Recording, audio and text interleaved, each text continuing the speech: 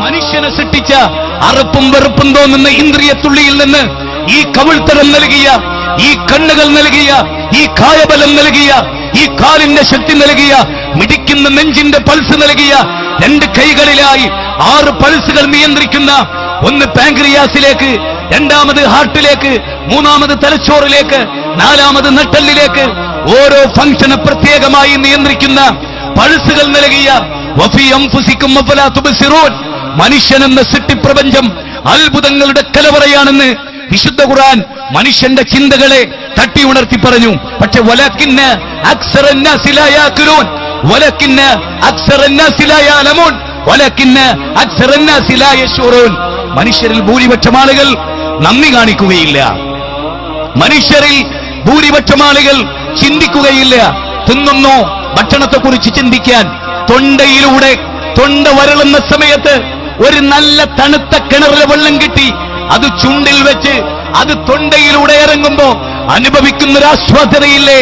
സുമ്മല തുസ്അലുന്ന യൗമൈദിൻ അനിൻ നഈം.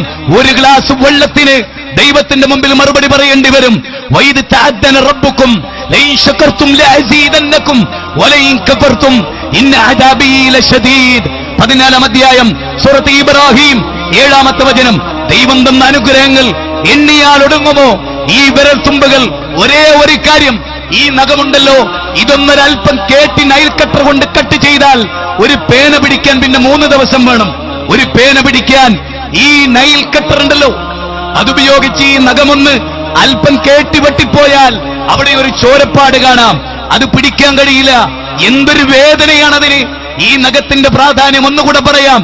ഈ നഖമെങ്ങാനും ഒരു നിശ്ചിത അളവെത്തി കൃത്യമായി വളർന്ന് പല്ലിനെ പോലെ നിൽക്കുമായിരുന്നെങ്കിൽ, ഈ നഖമെങ്ങാനും പറഞ്ഞു പോയാൽ പിന്നെ വളരില്ല എന്നതായിരുന്നുവെങ്കിൽ, ഈ വിരല് പിന്നെ ഉണ്ടായിട്ട് കാര്യമില്ല.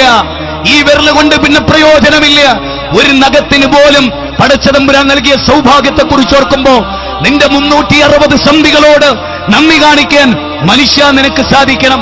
വൽആദിയാതി ലബഹ ഫൽമൂരിയാതി ഖദഹ ഫൽമുഗീറാതി സുബ്ഹ ഫഅസർന ബിഹി നഖഅ ഫവസത്ന ബിഹി ജംഅ ഇന്നൽ ഇൻസാന ലിറബ്ബിഹി ലകനൂത് വഇന്നഹു അലാ ദാലിക ലശഹീദ് വഇന്നഹു ലിഹുബ്ബിൽ ഖൈരി ലശദീദ്.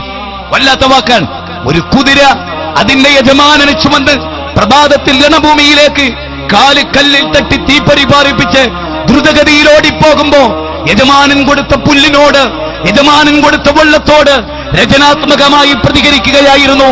യൂണിവേഴ്സിറ്റിയുടെ വരാന്ത കാണാത്ത, സ്കൂളുകളുടെ വരാന്ത കാണാത്ത, തത്വശാസ്ത്രങ്ങളുടെ അരമനകൾ കയറിയിറങ്ങാത്ത, മൗലിക രാഷ്ട്രീയ മീമാംസകളുടെ അകക്കാമ്പുകളിലെ കൂടിയിട്ടിറങ്ങിയിട്ടില്ലാത്ത ഈ കുതിര എന്ന് പറയുന്ന ജന്തു യജമാനനോട് നന്ദി കാണിച്ചു.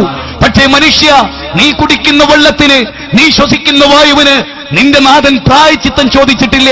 പക്ഷേ ഇന്നൽ ഇൻസാന ലിറബ്ബിഹി ലകനൂത്, നീ നിന്റെ റബ്ബിനോട് നന്ദി കെട്ടവനാണ്. അവനോട് പ്രാർത്ഥിക്കാൻ, അവന്റെ മുമ്പിൽ നേർച്ച നേരാൻ, അവന്റെ മുമ്പിൽ വഴിപാടുകൾ സമർപ്പിക്കാൻ നിനക്ക് വൈമനസ്യമാണല്ലേ എന്ന ചോദ്യം വളരെ വ്യക്തമാണ്. ദുനിയാവിന്റെ ഭോഗപരതകളിൽ, പടപടപ്പുകളിൽ മനുഷ്യൻ കണ്ണഞ്ചിപ്പോവുകയാണ്.